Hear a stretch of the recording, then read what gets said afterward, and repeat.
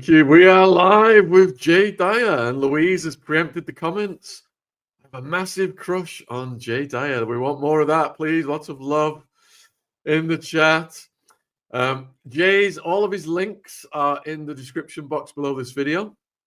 I shall put them in the live chat as well right now. Let me just get them. So we're going to be talking about a lot of topics that are current in the news: Zelensky, the Pope, Fort Knox USAID, and of course Hollywood. So whatever questions you've got, viewers, please put them in. Jay's over on X as well, but I'll put his YouTube link in the chat for now. So please subscribe to his channel. He's doing fantastic work. I just don't know where to start, Jay, honestly. I mean, this Trump-Zelensky White House press conference is like the most talked about thing presently. I've watched it several times myself. I was astounded. I love the bit where he just goes off on Russiagate. This came out of Hunter Biden's bathroom. This came out of Hunter Biden's. What did you think watching that, man?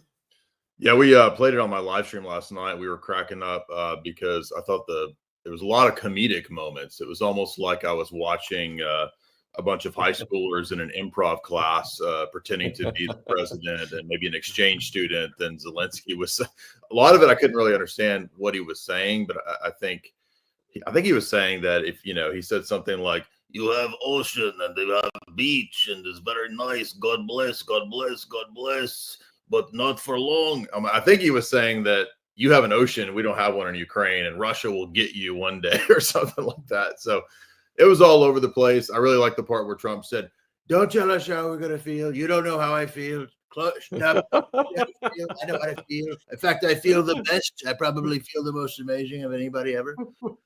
Anyway, yeah, it was wild. I think he showed a lot of body language of like being on the defensive, and he was very much like this. And it's like a little child being scolded. Yeah, he was saying you have your ocean, but you will feel it. Like it's coming to you, like the war or something is coming to American coast.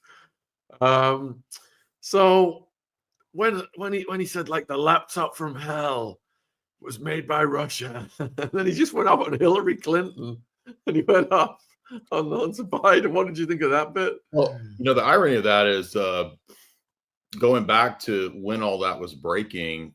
The New York Times even did a huge write-up that I was reading her comment, Jay Lionel doing a night of Zelensky impressions.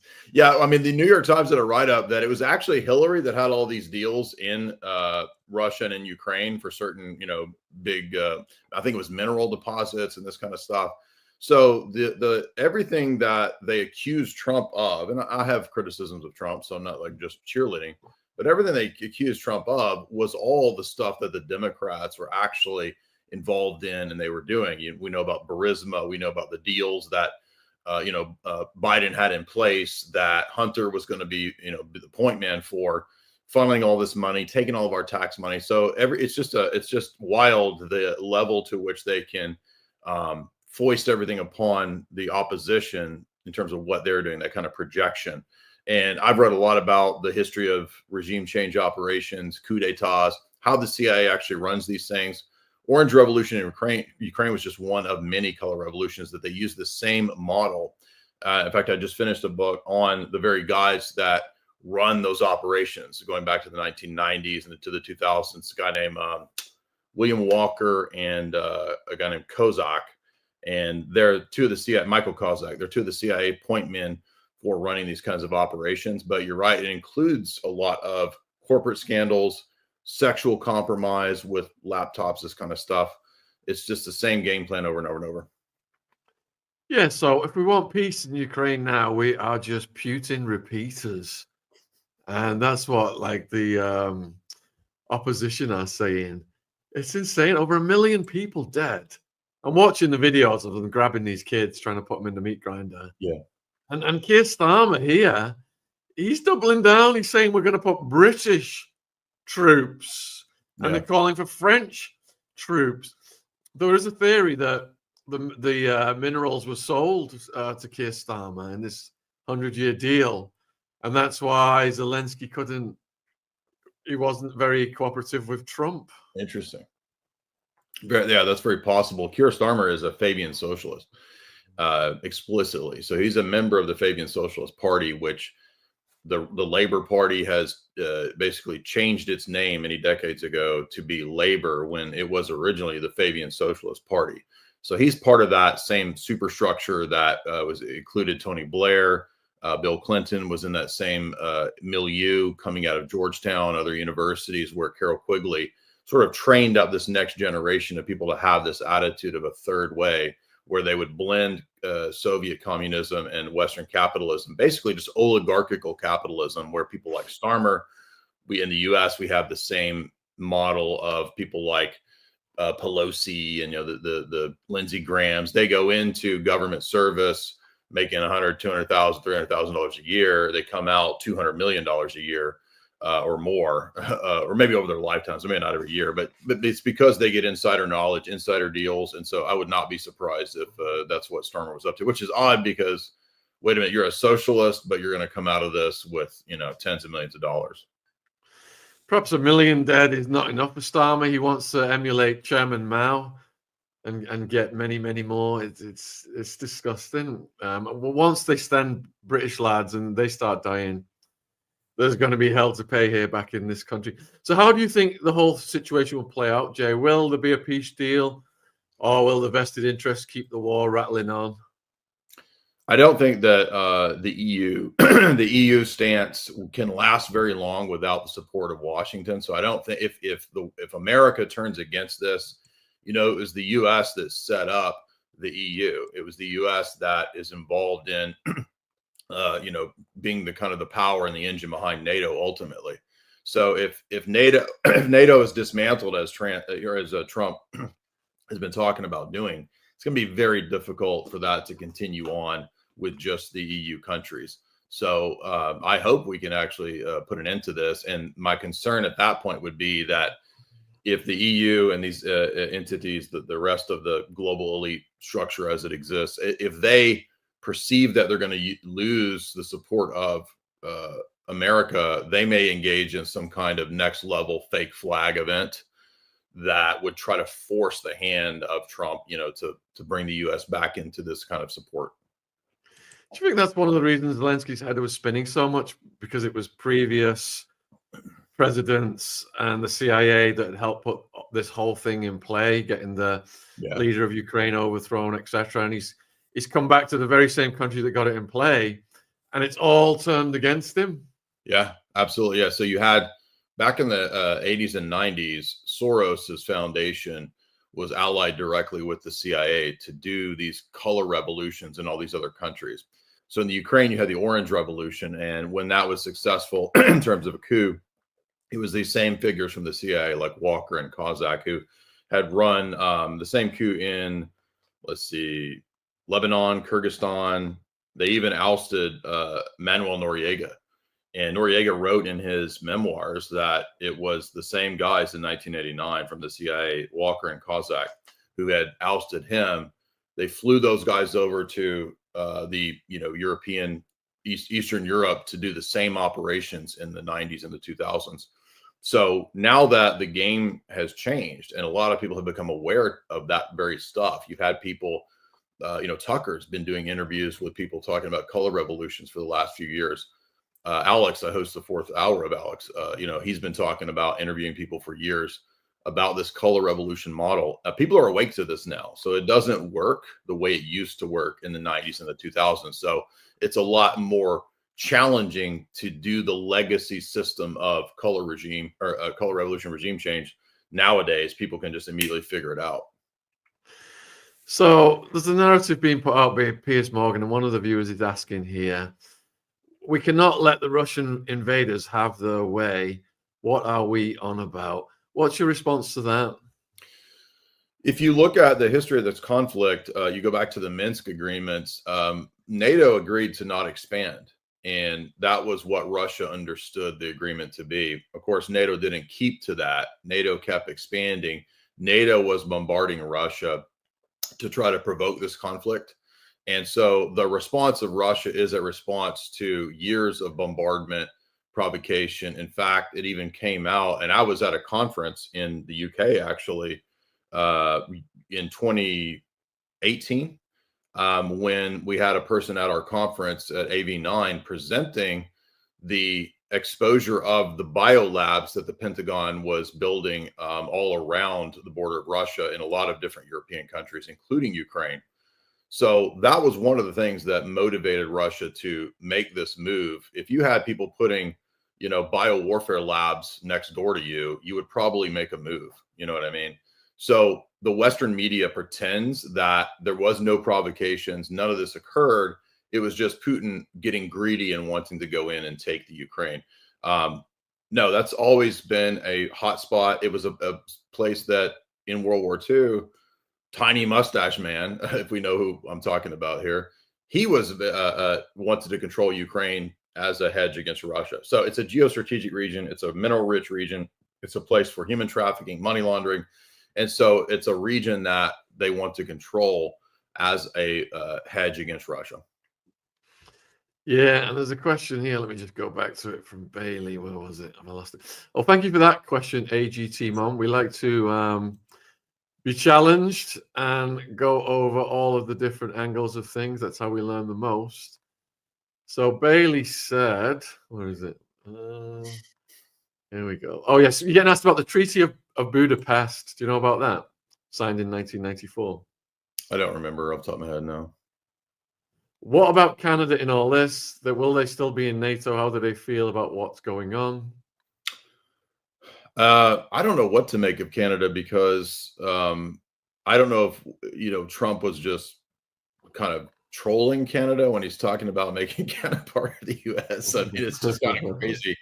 I don't know if that's like another version of the old NAFTA plan. I mean, there's a lot of different possibilities. But I think that, whatever criticisms we have of Trump, he's definitely good at provoking and trolling. And, even when he was making fun of what Zelensky was wearing, I thought that was pretty funny. But yeah, I mean, Canada's an issue because they are also pretty much a Fabian socialist country. We know Trudeau is, one of the worst leaders. He's completely woke, completely socialist. And I don't think that's out of accord with what London, as the sort of hub of Fabian socialism for the world, would like. But this is becoming so unpopular and so, difficult. If I recall, I don't know what's going on in terms of Canada's elections, but the guy that was challenging Trudeau was, kind of a Trumpish kind of guy, very pro-Bitcoin, pro-liberty, kind of the opposite of Trudeau. So I would imagine they're probably moving in a good direction if they want to remain a first world country. Yeah, there's a theory that Trump says wildly inconsistent things to paralyze the people he's negotiating with, so then they'll have more bargaining power when he comes down from these extremes. Well, the left actually, the establishment has done that for a long time. They would basically just throw out all of these wild, plans, claims, and that destabilizes the opposition. So there could be something to that. And for the people who think Russia wasn't provoked, if you're in England, imagine if the Chinese just suddenly started building bases in France. We're taking North Sea oil. Or imagine if you're in America, imagine if they just suddenly started to move into Mexico and they're getting closer and closer to the American border when the Americans have promised, the Chinese have promised previously, we won't budge 1 inch from X. But here they are, Y, Z, almost knocking on your doorstep.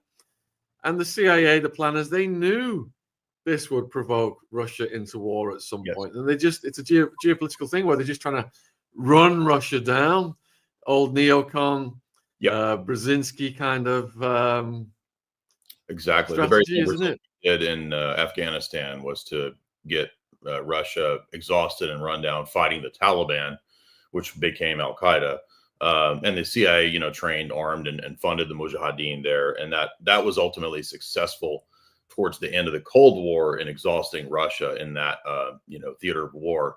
And so you're absolutely right. Yeah, they just do the same game plans over and over and over. Also, the issues with Romania. I got an email from the people that do the presidential candidates stuff, media stuff, and he wanted to come on my channel, and I actually forgot because we had 2 deaths in my family recently. So one was a friend, one was family. So I got distracted. I didn't even do the interview with the president, or the rightful president of Romania. I meant to do it, so it was a big mistake on my part. But the reason that they don't want him as president is because he's not pro-NATO. So NATO just said, no election in Romania, and they want to build a huge, massive, the biggest NATO base yet in Romania is the reason that's an issue. So another example of this. All right, so let's go to this next question. And Bailey, it doesn't matter if the war is lost or won, or it just keeps going, because the globalist corporate vampires like Halliburton, they make money either way. Every way the war turns, they make money off it. So Bailey's asking, what is the point of the Ukraine war if Putin doesn't want it? Is it just for power and money? Well, historically, Ukraine is part of Russia. It's actually the heart of Russia. And if you listen to, for example, that famous interview that Putin did with Russia, he gave, that Putin did with Tucker. Putin gave Tucker like a 20-minute history lesson, all of which is actually correct in terms of how Ukraine was created. It was a Bolshevik era creation to split the country and create these hedges. And if you think about the way that imperial geopolitics works, the same thing happened in the UK, where the British Empire was involved in splitting Ireland between North and South Ireland. And they could kind of manage it that way with a Catholic South and a Protestant pro-UK North. And so splitting countries up like this is a classic of imperial geopolitics. And that's why, from Putin's vantage point, strategically, he doesn't need to lose Ukraine and let it be in NATO and let bases and all this kind of biowarfare labs be set up there. It's also historically part of Russia. So that's a reason. But yeah, there's actually minerals there. It's the breadbasket of the world.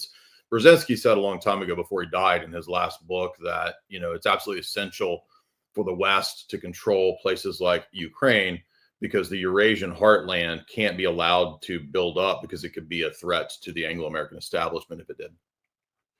Yeah, huge geopolitical significance, and a lot of wars have originated from the Balkans in these areas. All right, so Trump seems to have gone beyond JFK at this point. Jay, do you think something could happen to him? Yeah, last Friday when I hosted the 4th hour of Alex Jones, this was my topic. I discussed the possibility of how we're ripe for a fake flag event, or for them essentially just relying on war. Probably the best card in the hands of the global elite, the Klauses, the Bill Gateses, the Jacques Attalys, these people, would be to throw down the card of either pandemic part 2, war and fake flag events. Maybe something happens in America and the media says, like, Zelensky was vindicated, Russia attacks, America at war, Russia attacks. You can see the Fox News headlines right now, right? So those are all possibilities. I don't know what other options they have, maybe economic, tanking the economy or something like that. But yeah, I think that we've already seen 2 attempts on Trump from the left and from the CIA establishment. So I won't be surprised if there's another one. All right, so I want to get your thoughts on the Pope, and the headline here is just from a couple of hours ago. Pope Francis is back on a ventilator after suffering 2 respiratory failures as the pontiff's health roller coaster continues. What's your thoughts on this news story? Well, I think that probably Francis, being one of the global elite goblins, understood that his time was limited. And so he actually participated in the last few years of stacking the deck of the cardinals with very revolutionary, very socialist-minded cardinals. So I don't expect, as probably many hopeful Catholics do, I'm not a Catholic, but many hopeful Roman Catholics expect, that maybe they'll get a traditional pope that's the opposite of Francis, but that's not going to happen. Francis has already stacked the deck of the electors. You're going to get probably somebody who's a sort of a fake, faux conservative, so to speak, who might operate as a foil to Francis to keep duping the people that think that this institution isn't completely corrupt. Or you might get the next level of revolution that goes light years beyond Francis. I mean, I view, John Paul II, Benedict as liberals already. And so if Francis was a revolutionary compared to those guys, the next guy coming in might even be light years beyond Francis. If you watch the movie Conclave, I don't know if you saw that, but did you see it? No. Okay, well, there's a surprise at the end where a non-binary person ends up being the Pope. So maybe that's where we're going next.